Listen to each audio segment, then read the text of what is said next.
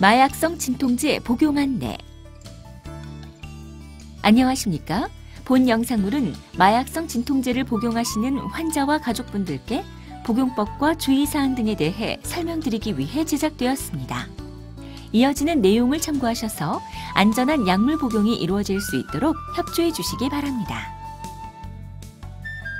통증 조절의 개념. 우리 몸에 가해진 해로운 자극이나 조직의 손상은 감각신경을 따라 뇌로 전달되어 통증을 느끼게 합니다. 특히 암으로 인해 신경이나 뼈 등 주위 조직이 침범되거나 만성 췌장염 등에 의해 극심한 통증이 지속되는 경우에는 마약성 진통제 등을 이용한 강력한 통증 조절이 필요할 수 있습니다. 통증 조절은 병 자체를 치료하는 것은 아니지만 아픈 증상을 완화시킴으로써 삶의 질을 개선한다는 의미가 있습니다. 뿐만 아니라 심한 통증을 장기간 그대로 방치하면 식욕이 저하되고 수면 장애가 발생하면서 체력이 약화되고 심리적인 불안과 우울증이 생기면서 질병과 싸워 이길 수 있는 신체적, 정신적 능력이 고갈되기 때문에 통증은 참는 것보다 적극적으로 조절하는 치료가 필요합니다. 진통제의 종류. 진통제는 크게 비마약성 진통제와 마약성 진통제로 구분됩니다. 비마약성 진통제에는 타이레놀이나 아스피린 등의 진통소염제가 있으며 비교적 약한 통증을 조절하는 데 사용됩니다. 그리고 마약성 진통제에는 코데인, 모르핀, 펜타닐 등이 있으며 암에 의한 통증처럼 비마약성 진통제로 조절되지 않는 심한 통증의 조절에 사용됩니다. 한편 진통제는 약효가 나타나는 속도에 따라 짧은 시간 동안 빠르게 약효를 나타내는 속효성 진통제와 오랫동안 지속적으로 약효를 나타내는 서방형 진통제로 구분되기도 합니다. 의료진은 환자의 상태와 통증의 양상에 따라 이들 진통제를 적절히 처방함으로써 환자의 통증을 효과적으로 조절합니다. 진통제 복용 방법. 만성 통증, 특히 암으로 인한 통증은 어느 정도 수준으로 꾸준하게 지속되다가 하루에 수차례씩 갑자기 심해지는 양상을 나타내기 때문에 통증이 나타낼 때에만 진통제를 복용하는 방법으로는 효과적인 통증 조절이 어려울 수 있습니다.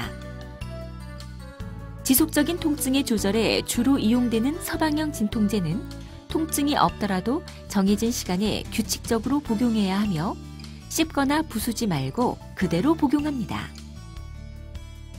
돌발성 통증에 대해서는 속효성 진통제를 복용하기도 하는데 특정 활동 시 통증이 심해지는 경우에는 활동에 앞서 약물을 예방적으로 복용할 수도 있습니다. 한편 질병이 진행하거나 통증의 양상이 변화하여 기존의 방식으로는 통증이 충분히 조절되지 않을 경우에는 의료진과 상의하여 진통제의 용법과 용량을 다시 조절합니다. 통증을 잘 조절하기 위해서는 의료진에게 본인의 통증을 정확히 표현해 주시는 것이 중요합니다. 통증이 있을 경우에는 어느 부위에서 어느 정도로 심한 통증이 발생하고 있으며 그것이 어떤 느낌이나 양상으로 나타나는지 의료진에게 알려주십시오. 통증의 강도를 표현하는 가장 쉬운 방법은 아래 그림을 참고하여 0에서 10 사이의 숫자로 말씀해 주시는 것입니다. 마약성 진통제의 부작용. 소화기계 부작용. 변비는 가장 대표적인 부작용이며 마약성 진통제를 복용하는 대부분의 환자에서 나타날 수 있습니다. 변비를 완화시키기 위해서는 충분한 수분을 섭취하고 섬유질이 많이 든 과일과 채소의 섭취를 늘리는 것이 도움이 되며 증상이 심할 경우에는 변비약을 처방받아 복용하기도 합니다. 오심과 구토 또한 복용 초기에 흔하게 나타날 수 있는데 대부분 일주 전후에 호전되지만 필요시 항구토제를 복용하기도 합니다. 신경계 부작용.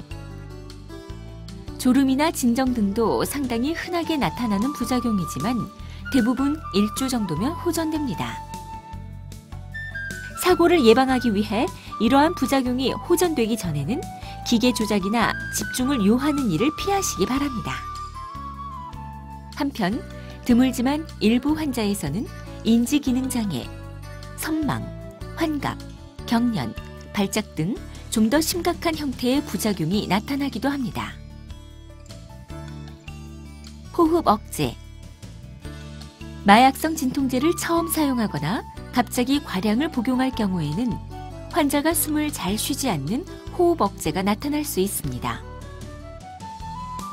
그러므로 의료진의 처방과 달리 임의로 용량을 올려서는 안 되며 호흡이 분당 8회 이하로 느려질 경우에는 더 이상 진통제를 복용하지 마시고 병원에 연락하거나 응급실을 방문해야 합니다. 기타 부작용. 기타 발생할 수 있는 부작용에는 가려움증이나 두통, 발한, 입이 마르는 구갈 증상 등이 나타날 수 있습니다. 급성 과량 투여 시 부작용. 마약성 진통제를 갑자기 과량으로 복용할 경우에는 호흡 저하와 의식 저하, 동공 축소, 심장 박동이 느려지는 섬액, 저혈압 등이 나타날 수 있으며 심할 경우 환자가 사망할 수 있으므로 신속히 응급실을 방문해야 합니다. 특히 이러한 부작용은 알코올이나 신경계에 작용하는 다른 약물을 함께 복용했을 때 더욱 심각하게 나타날 수 있으므로 마약성 진통제를 복용하는 분들은 반드시 금주하시고 다른 약을 처방받을 때에는 마약성 진통제의 복용 사실을 의료진에게 말씀하여 주십시오. 기타 주의사항. 임산부는 의료진과 상의해서 복용해야 하며 마약성 진통제를 복용하는 중에는 수유를 해서는 안 됩니다. 환자가 통증 조절을 위해 처방대로 적절히 진통제를 사용한다면 진통제에 중독이 되는 경우는 거의 없습니다. 하지만 진통제를 임의로 갑자기 중단하면 금단 증상이 나타날 수 있으므로 의료진의 처방에 따라 투여량을 서서히 줄여나가면 안전하게 진통제를 중단할 수 있습니다. 일부 환자에서는 시간이 지나면서 기존의 용법과 용량으로는 통증이 조절되지 않는 현상이 나타날 수 있는데 이것은 약에 대해 내성이 생겨서라기보다는 병의 진행으로 인해 통증이 심해진 경우가 많으므로 의료진과의 상담을 통해 적절한 용량과 용법의 진통제를 투여하면 통증을 조절할 수 있는 경우가 많습니다. 반드시 기억하세요. 마약성 진통제는 처방받은 환자만 복용해야 합니다. 환자 외에 다른 사람에게 마약이 제공되거나 처방받은 마약을 다른 사람이 복용한 경우에는 마약법에 따라 중한 처벌을 받게 됩니다. 사용 후 남은 약은 다른 사람이 통증이 있다 하더라도 주어서는 안 되며 반드시 병원에 반납해야 합니다. 지금까지 마약성 진통제의 복용 방법과 주의사항 등에 대해 설명드렸습니다. 감사합니다.